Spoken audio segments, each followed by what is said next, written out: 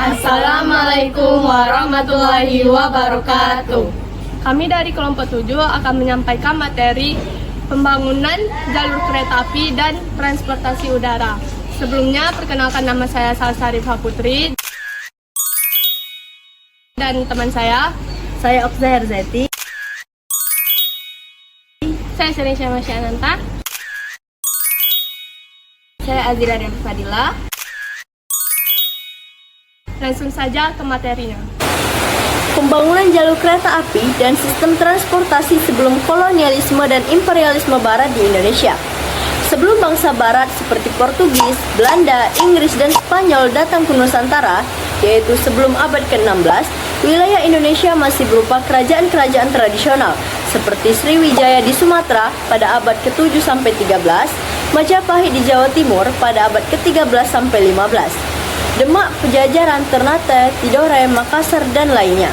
Pada masa ini, teknologi modern seperti kereta api belum dikenal, karena kereta api baru ditemukan di Inggris pada awal abad ke-19, sekitar tahun 1804 sampai 1814. Maka, tidak ada pembangunan jalur kereta api di Indonesia sebelum masa kolonialisme.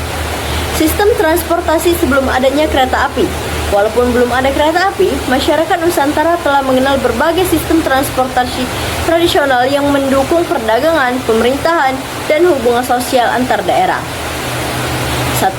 Ada transportasi air di laut dan sungai. Ini merupakan sistem transportasi paling utama pada masa kerajaan. Kerajaan Sriwijaya membangun kekuatan maritim dengan jalur pelayaran di Sungai Musi dan Selat Melaka yang menjadi pusat perdagangan internasional. Majapahit menguasai perdagangan antar pulau dan antar kerajaan melalui kapal jong besar. Jalur sungai seperti Sungai Kapuas, Barito, Mahakam, Bengawan Solo, dan Brantas digunakan untuk perdagangan hasil bumi. Transportasi air berfungsi menghubungkan pusat kerajaan dengan pelabuhan dan daerah penghasil komoditas seperti beras, rempah-rempah, dan logam. Transportasi darat, meskipun belum maju, jalur darat juga digunakan, menggunakan jalan setapak, jalur batu, atau jalan tanah untuk hubungan antar desa dan kota. Alat transportasi yang digunakan yaitu kereta kuda, pedati atau gerobak sapi, dan tandu.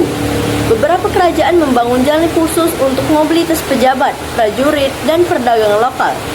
Contohnya, pada masa Majapahit, ada jalan penghubung antara ibu kota Trowulan dengan pelabuhan di Canggu dan Tuban.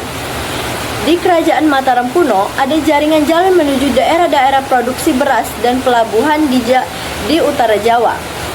Kondisi ekonomi dan alasan belum ada kereta api. 1. Teknologi belum masuk ke Asia Tenggara. Kereta api baru ditemukan dan berkembang di Eropa pada abad ke-19. Jadi, Nusantara belum mengenalnya pada masa kerajaan. Transportasi air lebih efisien. Karena Indonesia adalah negara kepulauan, maka laut dan sungai lebih mudah digunakan dibanding membangun jalur darat panjang. 3. Belum ada kebutuhan industri besar. Perekonomian masih bersifat agraris dan perdagangan tradisional. Belum ada kebutuhan untuk pengangkutan massal seperti pada masa kolonial. Kereta api pertama di Indonesia dibangun pada masa kolonial Belanda, bukan sebelum itu. Tahun pembangunan pertama yaitu pada tahun 1864 di Semarang sampai Tanggung atau Jawa Tengah oleh Netherlands Indies Sport Maatschappij atau NISM. Tujuannya untuk mengangkut hasil perkebunan seperti tebu, kopi, tembakau dari pedalaman ke kepulauan untuk diekspor ke Eropa. Setelah berakhirnya masa kolonialisme dan imperialisasi Barat, pembangunan jalur kereta api di Indonesia mengalami perubahan besar dalam tujuan dan fungsinya. Jika pada masa penjajahan kereta api dibangun untuk kepentingan ekonomi bangsa asing, maka setelah kemerdekaan jalur kereta api dikembangkan untuk kepentingan rakyat Indonesia dan pemerataan pembangunan nasional. Pemerintah terus melakukan perbaikan, modernisasi, dan perluasan jaringan kereta api, mulai dari pengambil alihan aset Belanda, penggunaan lokomotif diesel dan listrik, hingga pembangunan kereta cepat di era modern. Pembangunan ini tidak hanya memperlancar transportasi dan distribusi barang, tetapi juga memperkuat persatuan, konektivitas antar wilayah, serta kemajuan ekonomi Indonesia. Dengan demikian, kereta api menjadi simbol kemajuan, kemandirian, dan kebanggaan bangsa Indonesia. Sebelum kolonialisme dan imperialisme Barat, transportasi udara tidak ada di Indonesia karena konsep penerbangan modern dengan pesawat terbang baru ditemukan pada abad ke-20. Masyarakat pada masa itu mengandalkan transportasi darat dan laut untuk pergerakan antar pulau atau antar wilayah.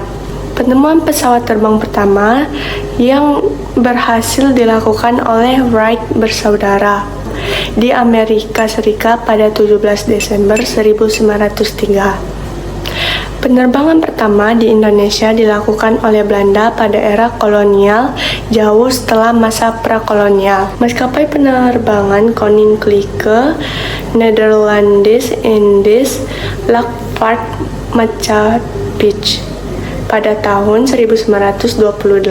Setelah masa kolonialisme dan imperialisme Barat berakhir, Indonesia mulai membangun transportasi udara secara mandiri untuk memperkuat kedaulatan dan konektivitas antar wilayah.